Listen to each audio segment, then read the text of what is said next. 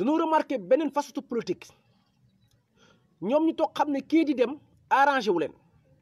ñoom ñu toog ne xam ne kii di dem bokkut ak ñoom demin bokkut ak ñoom nu ñuy gisee ñu ne booy bi buñ ko arrêté wut nit ñëpp ci kaso bi la ñuy dee buñ àndandoo wut ñun ñi nga xam te ni ñoo fi nekkoon nekk les politiciens classiques bu ma nee politicien classique mooy ñi nga xam te ni nekkoon nañ fi yàgg duñ def lu jub te duñ ko wax ñu ne booy bis buñ ko arrêté wul ñun ñëpp lay yàq suñu business maanaam sàcc guñ doon sàcc duñ ko mënati wax ju bon ju doon def duñ ko mënati jël sénégalais yi en otage yu ñu doon def duñ ko mënati parce que moom dafa ñëw di leeral sénégalais di éveiller sénégalais di leen wax dëgg ji ñu bañ a dëgg ñàkk di bañ a dëgg da leen koy ñuux sénégalais di dégg dëgg bi ñu ne ko lu ñuy def gars yi on partage ñu continuer ci bi parce que bee moom xam naa ne dagg na ñu ne nan lañuy def ak kii ñu ne leen koy jéem a complot utal ko pexe ay ndëgg sërëx yi nga xam te ni dina tax moom mu daanu ci gars yi on partage vite fait parce que bee moom dagg na mënu ma ci dara j'ai tout fait mais connexion bi moo xaw a doy waar foofu noonu quoi maa ngi jégalu nag bu wér su ma soyoon du demee noonu mais on partage un continue léegi soo xoolee depuis que Ousmane Sonko nekk ci seen politique bi changé ko te arrangé wu leen ñoom ñu ngi koy jéem a fexeel pexe bi nga xam te ni njëkk nañ ko koo pexeel ku ne xam ne fii Ousmane Sonko dañ ko njëkk a giñ rebelle ba dem bay wax waa Casamance yenn wax yi bon yi te ñoom foo leen fekk ñu ne wax naan Sénégal benn la dem nañ ba jël waa Casamance di leen wax bu bon di leen giñ ay rebelle boole ci Ousmane Sonko waaye ban koy wax dafa am lu ñu jaawale woon li ñu jaawale woon lan la frère maa ngi ñëw incha allah nga dugg léegi parce que portable bi ngeen doon wootee moom laa mujj jël parce que foofu noonu moom moo gën a mën a dem par rapport ak connexion bi ndax beneen bi moom connexion bi gars yi dañ koo limité et tout affaire yooyu noonu j'ai tout fait mais mënu ma ci dara léegi biñ koy wax di ko giñ wax ju bon jooju biñ koy wax di ko wax bu bon boobu di ko jéem a classé ci benn ethnie di ko ethnitisé danoo fàtte woon ne ndeyam séeréer la danoo fàtte woon ne maamam tukulóor la parce que buñ xamoon ne yaayam Xadi Ngom la tudd séeréer la bawol piir la dëkk wetu booru xom nu ñu ko waxee tubaatul gële kon duñ ko qualifié foofu mais malheureusement ñàkk xam moo tax ñu qualifié ko foofu ñun waa bawol nga ak foo mën di bokk xam nga ne bu naan politique Sénégal dëgg Ousmane Sonko la ka nga xam ne laal nga ci séeréer laal nga ci joolaa laal ci tukulóor laal ci wolof kooku yaakaar naa ne bu ñuy wax ne sénégalais pire et dur ñu ne non booy bi duñu arrangé fay nu laal ba moolut giñ leen ko rebelle mooy moolut nan bàyyi foofu ñu jéem a xolaat feneen fu ñu dewraat feneen fu gën a dal yéen a ngi dégg feneen fu gën a dal bi mooy fan mooy nañ ko giñ alkayda ci nañ ñëw ci wàllum diineem gars yi ñëw ci diine Ousmane Sonko ba keroog bi muy présenté livre am bi yéen a ngi gis Cheikh Yérim Seck neen daf doon essayer di taper là où ça fait très mal Ousmane Sonko l'a humilié devant tout le monde ñu ne nañ jéem a jël Ousmane Sonko en réalité jéem a wax ci diineem jour boobu mu jàpp Cheikh Yérim Seck humilier ko devant tout le monde mais nangu wutoon aventure ci affaire diine parce que Sénégal benn bopp la kenn mënu koo xar ñaar waaye xam nga nit ki booy wax ak moom di ko jaay xam-xam te boppul xam-xam soit da ngay yor bi nga fooy di bind soit mu humilier la suñu borom dimbale Ousmane Sonko jour boobu mu tontu compte bu mu buur a dégg ba ñëpp mën di dégg mu leer nañ wane leen ne bu dara weesu ci Sénégal man jullit akkan laa bu dara weesu ci Sénégal man jullit akkan laa ndax ban koy giñ loolu suñu xamoon ne Ousmane Sonko ak waa Daaru Muxti benn lan duñ laal foofu nooyut suñu xamoon ne Ousmane Sonko ak waa Tivaouane presque benn lan duñ laal foofu nooyut suñu xamoon ne Ousmane Sonko ak waa Kaolack waa Niassène duñ laal foofu suñu xamoon ne Ousmane Sonko dafa yàgg am proximité dafa yàgg am seq ak jàmm kër diine yëpp ñëpp xam jubaayam doon ko wax démb tey soog a ñëw ndax li ko waral fa mu doon liggéeyee ñëpp dañ ko méngoo séeréel ko jikko bu rafet boobu noonu mu am kër diine yëpp ñu ba nit ñi dañ ko doon dégg yaa nga koo xam mooy kan te boobu dugg ko ci son ci seen politique kon ba duggante alkayda arrangé wu leen ñi ñëw ne nag dañuy gën a ñaawal diine bi dugg ci salafiste lan mooy salafiste ci yooyu leen bëggoon a duggoon di aventure pour jëm koo jaxaseeg murid yi tijaan yi ñaseen yeeg ña ca des ba tey ñu xam ne foofu moolut bu ñuy jël jullit ak xan ku gëm yàlla ku maanu ka nga xamante ni du wax lu ko wóorut rek da ngay jël Ousmane Sonko mu wax leen affaire bu ndaw am na benn patriote ba nga xam ne ni xamante wul mais mu ngi déggante mu dëkk Bargny ñu koy woowee Ousmane Ndoye moo ma ko wax te je pense bien que Ousmane Ndoye peut-être mu ngi may suivre fii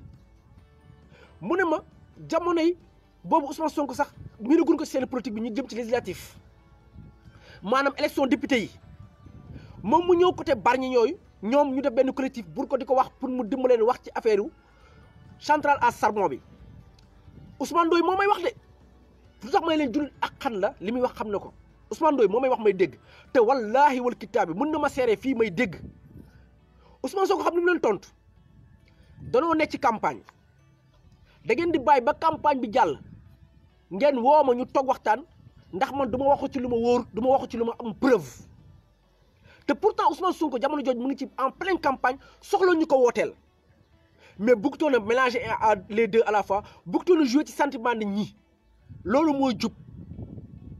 loolu mooy jub loolu mooy honnête loolu mooy am éthique ci li ngay def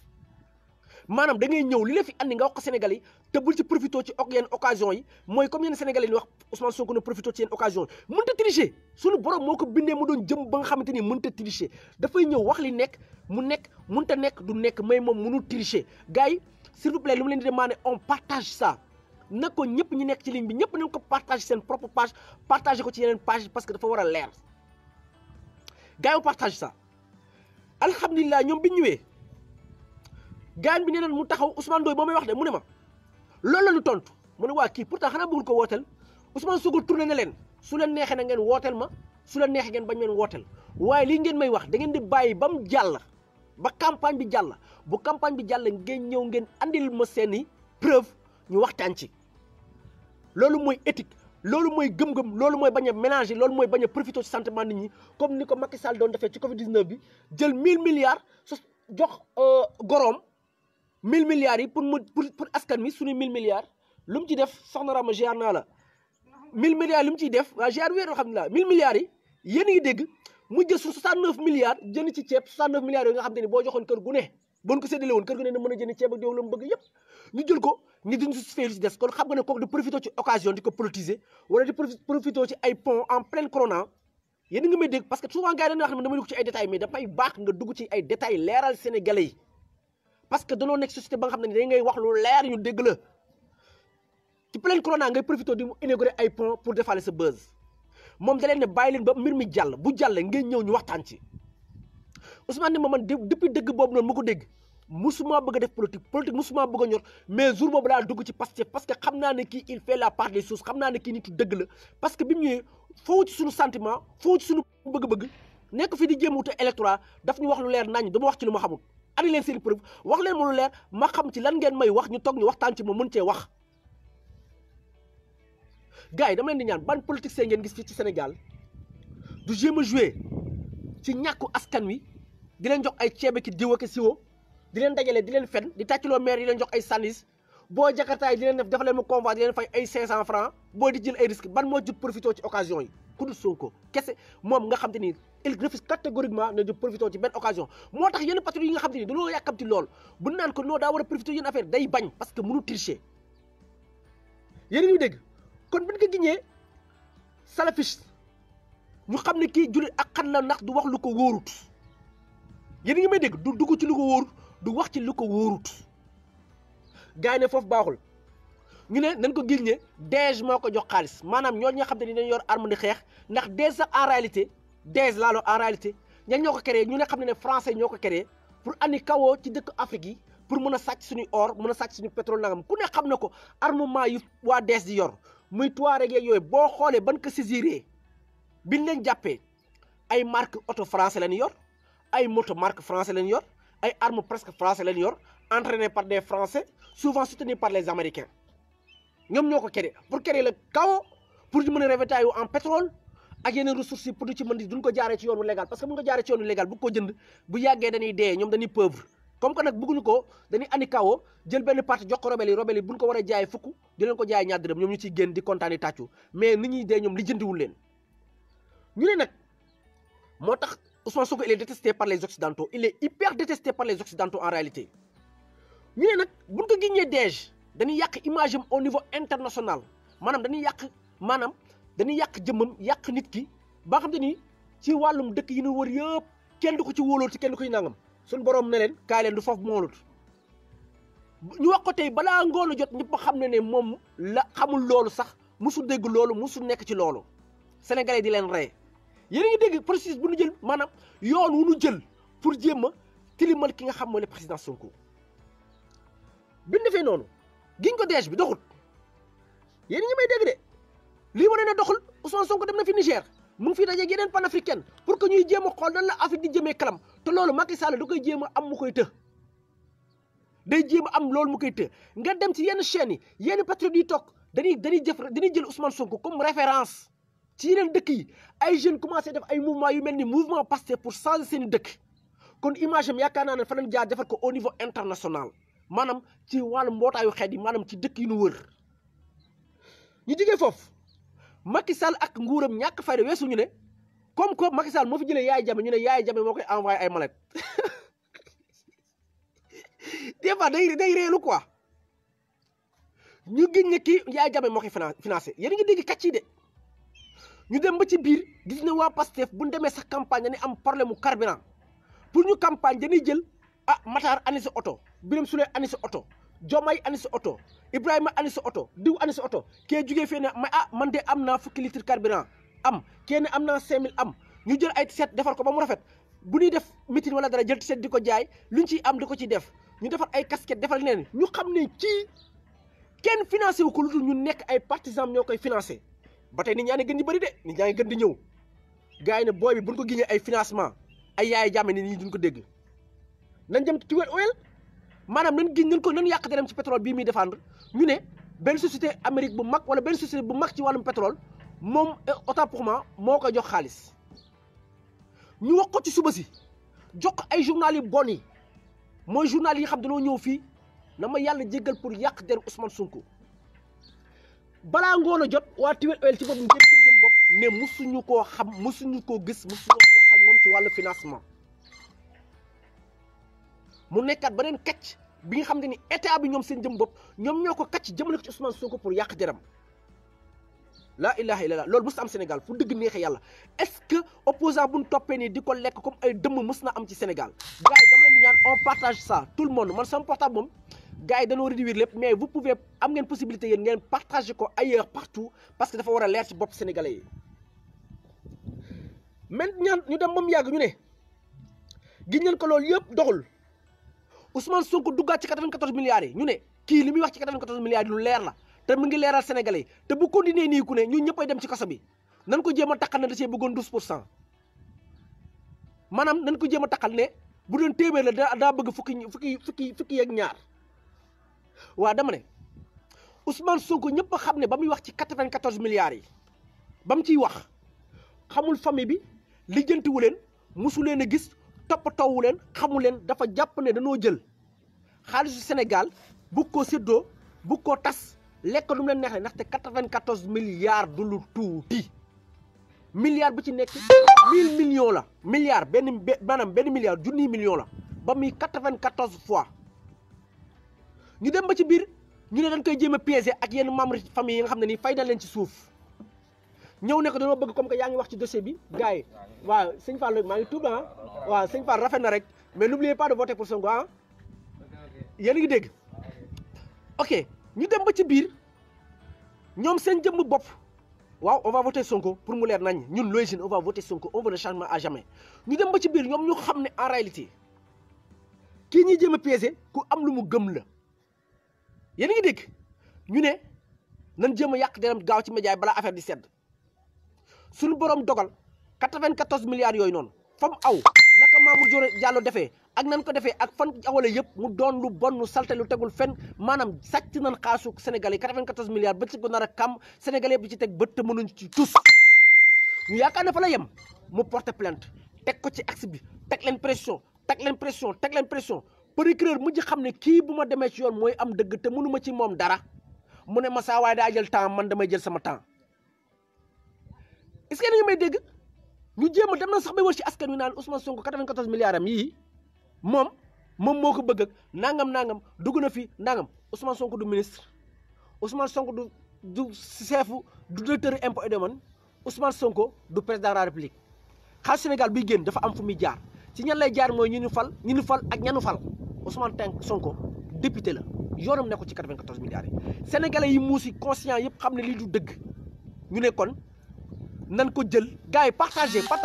nañ jël loolu noonu am nu ñu def est-ce que yéen a ngi may dégg ñu jógee ci 94 milliards yi amatu lu ñu giñ Ousmane Sonko ñu dem naan dafa insolent maanaam biy wax day gëdd nit ñi dafa suffisant dafa boppam da koo doy waaw ku xam sa bopp nit ki da ngay bala ngay gëm sa bopp da ngay xam sa bopp d'abord xam yaay kan xam fooy bokk xam loo mën xam loo mënut xam noo foo toll xam nu la yaree nga xam say valeur di ko préserver di ko sàmm yéen a ngi dégg ñu ne comme que ni doxul nan yónni journaliste yi ak yàqatu der yi fay leen ñu fay ku mel ni ay Me El Hadji Diouf ñu jël ku mel ni ay Mame Gor Diazaka ku mel ni éco journal Les Échos yi nga xam te ni tey moo andi waxtaan wi yëpp ñu jël yéen lu mel ni Libération lu mel ni ay Yaxam May yi nga xam te ni Yaxam May moo fi nekkoon dem ak barki dem doon théoriser dynastie Faye Sall maanaam dëkk ba nga xam te ni maanaam ñi sant Sall yi ak ñi sant Faye ngeen jéggal ma nag ci wàllu waa kër Macky laay wax waa kër Macky laay wax ñooñu dem nañ ba moom dëkk bi lu leen neex ñu def ki ko doon wax tey di ŋàññi di ko saaga ñu jël ñooñu ñëpp ne nañ wax ci lu bon Sonko ñooñu ñëw wax ba ne furaas teewul booy gën a bëgg fu ñu bëgg gën a jàpp fu ñu jàpp gën a gëm li ñu gëm gars yi s'il vous plaît partagez ça juste tey dañuy waxtaanee ci processus bi nga xam ne moom lañ defoon pour éliminer Ousmane Sonko dafa am importance sénégalais comprendre ko suñu paree nañ ñëw ci fin bi nan la demee nañ ñëw ci fin bi nan la demee fin yi nañ ci ñëw incha allah léegi ñoom ñu dem ba ci biir xam ne mbir mi kat doxul ndax booy bi du ku ni saaxee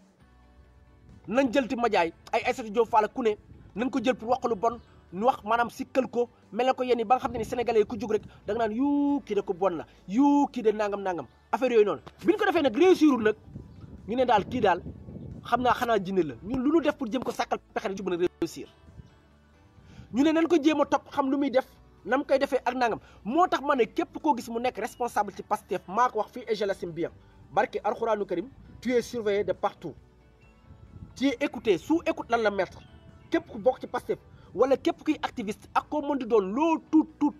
yor sa portable ñu xam sa di tu es écouté ci li ngeen di def na ngeen ko xam bu baax yàkkamtuwun ba ngeen def benn faux pas pour ñu yàq seen der parce que nit nga xam te ni ba nga juddoo ba tey sàcc ngay def fen ngay def wax lu dëgg ngay def nax sénégalais yi xiifloo sénégalais yi duma sénégalais yi rey étudiants yi tas marché jeunes yi doon liggéey ban gerte di dem Barça wala Barsax ba di ci dee jël sénégalais teg leen ay feebar loo neex nga def jël sa doom duy ko ba mu toll ni bërigo yéen nga may dégg sa jabar mel ni moomam sénégalais kooku boo dajee ku jub nga xam ne kii arrangé wala loo mën a def pour fomp ko da nga koy fomp est-ce que yéen nga may dégg ñoom ñu nekk ci rythme boobu ba tey ñu ne booy bi caaxaan jëlewu ko fi na leen ko topp nan topp activiste yi nan topp ñëpp pour que lu ñuy def ñu koy xam seen fait ak mooy geste pour mën a yàq seen der pour amati crédibilité mën a wax askan bi ñu ñuy dégg foofu moo du dox ndax gis ngeen temps yu weesu Macky Sall mu ngi jox instruction yu leer ci conseil ministre décembre bii passé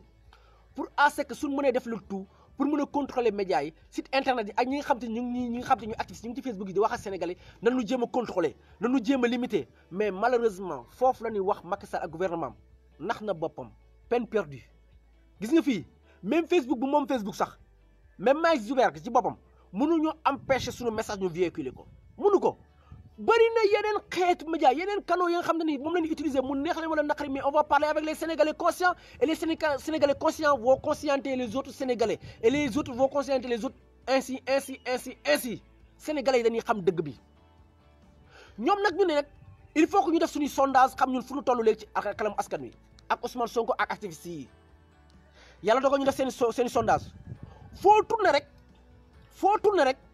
nit ñi Ousmane Sonko foo tourné nit ñi ne Ousmane Sonko foo tourné nit ñi Ousmane Sonko foo tourné ndaw yeeg mag ñi ñëpp ne neexuma neexu waaye nitu dëgg la ka nga xamante ni tëj nga Khalifa Sall ka nga xamante ni tëj nga Karim Wade nga xamante ni amul pouvoir bu mu amutoon fii ci Sénégal bu ko neexoon tax ni tëddal ma reneel te du mujj fenn tëj ko sàkkal nga ko pexe ñu ne kooku nag tëj na ñoo ñëpp te mënuñu ci ñoom mënuñu ci Ousmane Sonko dara léegi nag kii nan def le tout pour booloo jëm ko xeex ndaxte ki nga xam ne ni tëj nga ñooñu ñëpp tëj Khalifa tëj Karim tëj nit ñi tëj ñenn nga tëj seen gémmiñ ñi fi ëppoon gémmiñ dàq wax yaa xam may nga keppi gémmiñam Aïssatou Diop Fall nga jënd Moustapha Cissé Lo nga tëj gémmiñam yéen nga may dégg journal yi nga jënd leen ñi fi doon jaay di révolté wu di jaay pare ñëpp nga jënd leen muut gaa yëpp ne muut benn ñebe ci cin mi Ousmane Sonko di la bëgg a yóbbu yomal xayam mënoo koo tëj sénégalais yi ne lu tax loolu noonu c'est parce que kii dafa jub kii bu jubadi woon tëj nañ ko bu jubadi woon def leen ko pexe bu jubadi woon ko éliminer leen ko yàgg na ñu xam ne ni kii nii bu jubadi woon sàkk nañ ci moom pexe am na li ñu bëgg ci moom woo nañ ko ne ko kaay ànd ak ñun wala ñu sàkkale pexe waaye comme que ñoom amuñu fu ñu ko jaar mënuñu ko gil ñu bon parce que bu leen fàtte Ousmane Sonko inspecteur la woon ci impôts et domaines lan mooy seen métier moom moo doon vérifier xool usine bu ne ndax fay nga la nga war a fay état du Sénégal nangam mu dem ci multinationales yi gën a mag lu ne jéem nañ ko nag pour jéem ko corrompre foofu mënuñu koo fexe ba may ko fukki dërëm mu jël parce que dafa gëm boppam gëm salaire am gëm nangam li leen gën a métti sax ci mbir mi mooy Ousmane Sonko dafa génn def déclaration de patrimoine Sénégal fii ku fi def déclaration de patrimoine ku weddi laaj ko Idrissa Seck nga fàtte 1 franc ñu génneel la ko barke Serigne Touba Mbacké mu ñëw def déclaration de patrimoine li ma am man en tant que Ousmane Sonko bi may bàyyi impôt et domaine pour mu leer pour bañ ko giñ dara ëllëg benn oto benn kër ñaari compte lim bu ndajalee lépp matul sax 1 million de francs CFA li ma am sama compte yi ñu wër fu ne nu jëm fa lu ne ñu def ko mënuñu ci moom dara li tax tey ñun activiste tey ñu dem di soutenir le président Ousmane Sonko parce que dañoo gëm démocratie dañoo gëm beneen politique la ñu gëm pour mu leer nañu Sénégalais yëpp xam ko dafa jot Sénégalais yi xam ñu lu tax wala suñu yëngu yi yëpp lu waral tey ñu bëgg préserver suñu démocratie lu waral tax tey ñuy xeex pour changer système politique bi lu tax tey ñuy xeex looloo ko waral parce que genre politique yi leen bëgg mi am Sénégal ñoom ñu dem ba ci biir ah ñu ne kat kii kat def na déclaration de patrimoine wër fu ne ñu wër ko mënuñoo fexe ba jàpp ko ci fenn ñu jëm koo tëj mënuñu koo tëj sénégalais xool ne tëj nañ Karim tëj nañ Khalifa te kii nii di Sonko kat lu ne jéem nañ ko mënuñu koo tëj te teew lu mu leen koy wax ñu ngi leen koy wax ba tëg nar a kàmm te kenn mun ci ñaar dërëm sénégalais yëpp léegi comprendre ne kii niti fula la kii di dut kuy caaxaan kii du sàcc kii du fenkat ndax lu mën di wax buñ ko sotee yëpp ne dañ koo démentir balaa ngoon dëggu ji génn sénégalais koo wax ñu def seen i sondage bu ñu defee seen i sondage sénégalais yëpp nag d'accord xanaa seulement ñi ñuy dig ceeb di leen ko jox ñoo bañ mais sénégalais yëpp d'accord ne kii mooy nitu dëgg ñu def seen i sondage ñu xam ne ñoom dañ ci génn Idrissa Seck àndoon ak 29 jusqu'à 32 alliés yu gën a taxaw ci Sénégal ñu dem am ngeen jéggal mais malheureusement ñu am dem am ay len ñu dem am ay egguñu sax maanaam ay 25% et tout affaire yooyu noonu ñu dem à peu près am boo calculé nga diviser ko ñoom amuñu sax 1% ñu def sondage yooyu yëpp xam ne ñoom bu ñu demee élection booy bi mu ngi monter en grade parce que mu ngi monter en grade parce que seen façon de faire de la politique moo set seen façon de faire de la politique moo set ñi ni aborder sénégalais yi moo leer te seen jikko moo set ñu xam ne buñ fa demee du leen arrangé ñooy nen dajaloo Macky yaakaaroon ne bu dajale woon dem ngeen sax ngeen gis ñu terroriser seen pourcentage bi nga xamante ni ay 85% lañ am léegi ci électorat Sénégal mel ni ñoom moom nit ñi dañ leen a fusé dañoo jël nit ñi daaj leen ay pont lu ne waaw ñu ne waaw loolu leen yaakaar ñu dem ba dajaloo seen biir pour sàkkal ko pexe Macky dem constaté ne que ba dajaloo ci la Pastef ëpp doole yéen a ngi may dégg ñoom ba dajaloo ca la ëpp doole affaire bi dessiné wu leer nañu léegi Pastef mii kat wax dëgg fa yàlla am na doole Pastef mii fawuñu parce que nit ñi léegi comprendre na ñun ñii ànd kat ay sàcc lan ñu bon lan léegi dañ leen jëm ko topp yàq jaram moo tax may leen dañ leen a surveiller fu ne ñu topp leen kun mën a fay sax nga xëy wax ne Ousmane Sonko dafa ñaaw ñu fay la sene bëgg xaalis léegi da ngay génn rek ne Ousmane Sonko dafa ñaaw léegi nga jot segu 100 millions vite fait yéen a ngi may dégg ñu xam ne loolu doxul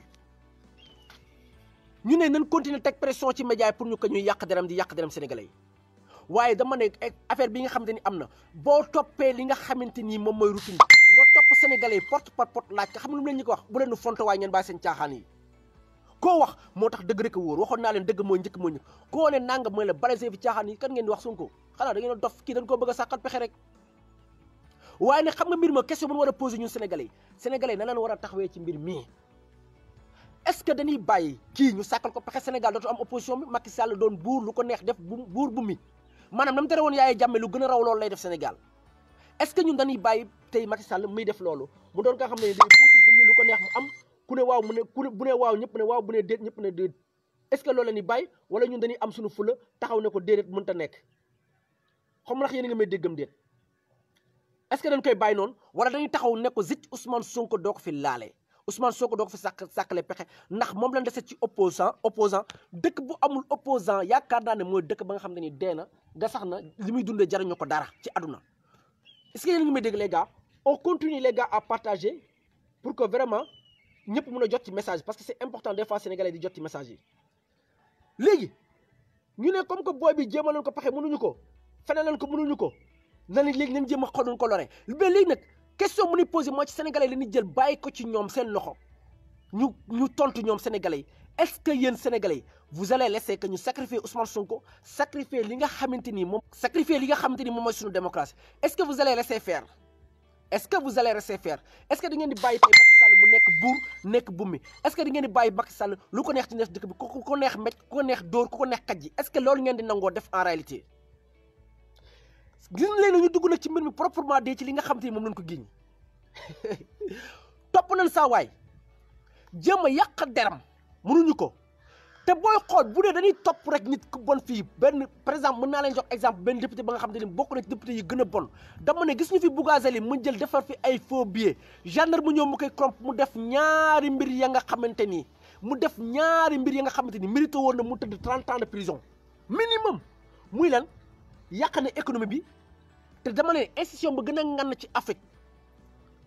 daal ma ci suñu zone monétaire institution ba porté na ko plainte te mujjul fenn teewul Bougazelli mu ngi doxi soxlaam tey waaw wala déet Bougazelli tey mu ngi génn di doxi soxlaam di lekk ay ginaaram di am jàmmam te mujjul fenn te ki nga xamante ni mu nga fale sàccoon benn ginaar mu ngi ba tey ci kaso ba kenn jugé ki ko ki nga xamante ni mu ngi woon fee jote policier bi ñu tooñ ko ëpp ko doole mu ngi ca kaso ba tey jógee ko fa ki nga xamante ni tey dafa na lu bon ñu nangu ay bien am ba tey mënu ci see jot mais ki nga xamante ni mooy Bougazelli moom bu dee ci gouvernement bi la def day def lu dagan muy lan faux billet day dagan ci moom sàcc day dëggan ci moom fen day dëggan ci moom def lu dëgg day dagan ci moom waaye bu dee yéen sénégalais yi moom daganu ci yéen ku ci sàcc puso tey nga dee nan la xiire ba ngay xool benn place gars yi ne ah comme que nag Ousmane Sonko jëm nañ lii lépp booy bi mënuñ ci moom dara nañ jëm yàq deram mais fan doon yàqee deram moo baaxul parce que ki nga xamante ni mooy borom salon bi en réalité borom salon bi ci boppam joxe na ñeenti tur yu wute ñeenti tur yu wute ni moom la tudd